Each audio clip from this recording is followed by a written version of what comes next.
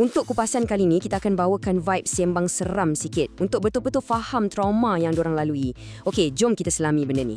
Kisah pertama, Misteri Almari Hotel yang melibatkan penyanyi bersuara emas negara kita, Ernie Zakri. Berdasarkan laporan M-Star yang dipetik dari perkongsian TikTok Ernie sendiri, kejadian ini berlaku masa dia menginap kat sebuah hotel di Kuching, Sarawak. Masa tu, Ernie bukan seorang-seorang tau. Dia ada dengan pengurus dia dalam bilik tu. Mula-mula tu semuanya nampak normal je, sehinggalah lewat malam. Cuba anda bayangkan situasi ni. Anda tengah baring atas katil, baru je nak cuba lelapkan mata.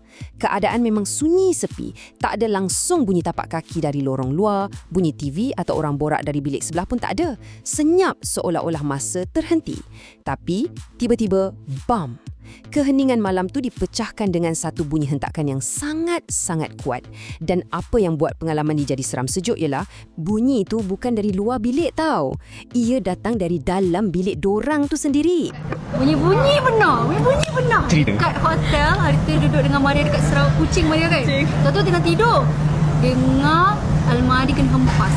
Macam like slam the almari. Sebelah bilik ke dekat bilik kau? In our room.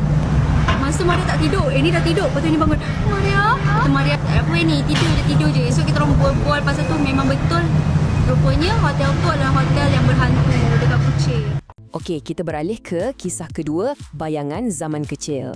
Dari bilik hotel di Kuching, kita tengok pula satu trauma zaman kanak-kanak pelakon Diana Daniel yang dikongsikan dalam program Sembang Seram bersama Safwan Nazri. Menurut laporan mengenai temu bual tu, Diana mendakwa dia memang selalu nampak entiti mistik sejak dari kecil lagi.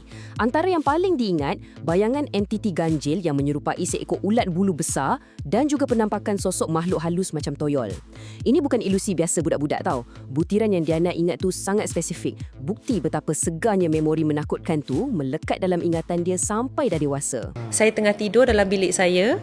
Bila saya tengah tidur tu, saya mimpi ada ulat dekat lantai. Lantai kapet macam ni, memang satu bilik kapet. Saya bangun-bangun. Saya tengok lantai, memang ada ulat hijau. Dia macam ulat tak ulat. Caterpillar. It's like a caterpillar. Dia keluar daripada kapet. Keluar macam tu. So lama-lama ada banyak kepala-kepala caterpillar ni keluar. Ya. Oh, tiba-tiba ada banyak kapet. Tiba ada banyak. And then saya ada nak ambil, saya tak ingat saya ambil apa, saya cuba ketuk macam nak bunuh lah benda tu, macam nak matikan kan. Makin saya ketuk, makin banyak. Makin saya ketuk, makin banyak. Sampaikan dia dah cover one whole room. Semua caterpillar. Bukan, dia macam ulat, dia Yalah, macam faham. dia macam jin pun ada, faham tak? Dia macam it's like they're trying to mess up with your head. And then my mum, I dah start jerit-jerit apa semua. The whole house bangun. My mum, kawan-kawan dia apa semua. I tak ingat siapa dalam rumah tu. I think I was like 6 years old. My mum buka pintu. I lompat. Sebab I tak nak kena kaki I dekat kapet tu. I lompat, I keluar. Tiba-tiba I nampak toyol. I rasa macam toyol ataupun jin-jin sebesar-besar ni. Dia kecil-kecil je tapi dia terbang. Everywhere dia terbang. Saya dah histeria dah masa tu. Saya dah jerit, apa yang saya boleh baca time tu adalah 3 kul je dengan Al-Fatihah lah kan. Kisah ketiga, mantra peminat obses. Dari trauma sunyi seorang kanak-kanak, mari kita saksikan pula pertembungan terus antara dunia nyata selebriti dan ilmu hitam melalui pengalaman pelakon jelita Emma Maimbong.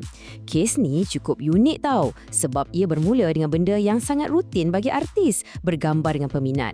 Tapi berakhir jadi episod seram yang ubah hidup dia. Semuanya bermula macam biasa je. Emma bersetuju untuk bergambar dengan seorang peminat lelaki ni. Lepas tu, dia terjumpa gambar tu dimuat naik kat Instagram lelaki tersebut. Tapi, caption dia tu bukan ucapan biasa. Emma mendakwa caption panjang tu ditulis sebiji macam mantra pemujaan gelap. Tak lama lepas dia terjumpa gambar tu, bermulalah rentetan gangguan mistik dan benda-benda gancil yang mula menghantui hidup Emma. Kawan dia ambil gambar dan dia pergi dia pergi tempat lain. Jadi aku dengar jerit. Kan aku dah kata, aku nak gambar dia full, dia jerit. Lepas aku macam, kita tengah ambil gambar dengan fans. Asal ni betul kan yang budak lelaki kata, Kak, sorry Kak, ambil gambar tu lagi boleh? Aku macam, boleh je. Dia nak gambar aku full. So aku tak tahu kenapa nak ambil gambar aku full. Sekarang aku dah tahulah, which is kalau nak santau ke apa, jangan ambil gambar full. Something like that lah, I don't know. So, ambil gambar aku full. Okay, masa tu aku pergi karaoke. Aku karaoke dengan adalah kawan-kawan artis aku yang nama-nama yang aku tak payah sebut lah. Kawan-kawan artis ada time tu semua. I think PA aku AB ada kot masa tu, aku tak ingat. Tengah duduk kat karaoke. Bila member-member hampa tengah nyanyi, kau kan duduk main handphone kan. So kau bayangkan aku tengah main handphone, aku nampak lelaki tu tag aku. Yang gambar tadi, tag gambar aku full. Tapi caption panjang. Kalau kau tengok Instagram caption panjang, kau nak baca tak? Mesti tak mestilah kau nak baca, sebab kau nak, takkanlah kau tak nak baca caption tu panjang. Sebab kau nak tahu apa yang dia cerita pasal kau ni. Sebab gambar-gambar hampa, mestilah kau nak tahu apa yang dia talk about you. Is it something good or something bad? So aku just random, tak ada hati apa-apa rasa, apa, just baca lah. So aku baca, starting dia I remember, dia cakap macam dengan nama Nabi Muhammad aku terbalikkan, dan di atas nama apatah nama Allah aku seru. Aku tak sedar, aku tengok macam ni. Dengan Nabi apa? Sebab bagi aku cakap apa yang kau merepek ni? Dengan Nabi Muhammad aku baca nenek. Aku dah kena mantra. Kisah keempat, 10 tahun diseksa. Okey, kita dah tiba kat kemuncak kupasan kita hari ni, melibatkan pelakon popular Zara Zia. Ini adalah kisah tentang hidup yang betul-betul seolah-olah dirampas oleh alam gaib. Bayangkan, 1/3 dari umur dewasa dia dihabiskan semata-mata bergelut dengan entiti yang tak diundang. Gangguan ni bukan biasa-biasa, sangat kronik. Sampaikan ia menjejaskan kesihatan fizikal, kesihatan mental dan kemampuan dia untuk jalani hidup macam biasa. Ini bukan sekadar gangguan, ini adalah satu siksaan berpanjangan. Fikir yang Zara ni sebenarnya gila. Aku ni betul ke? Kira Zara nampak lah dia datang tu. Nampak depan mata dia macam bersiap. Mata tengok cermin.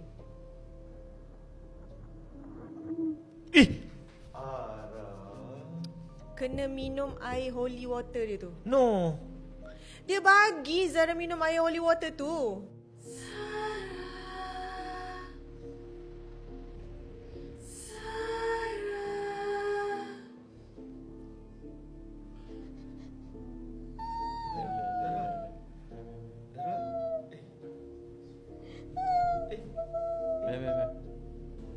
Sebagai penutup kupasan kita hari ini, saya nak tinggalkan anda dengan satu soalan. Antara Ernie Zakri, Diana Daniel, Emma Membong dan Zara Zia, kisah mana yang betul-betul buat anda rasa seram sejuk?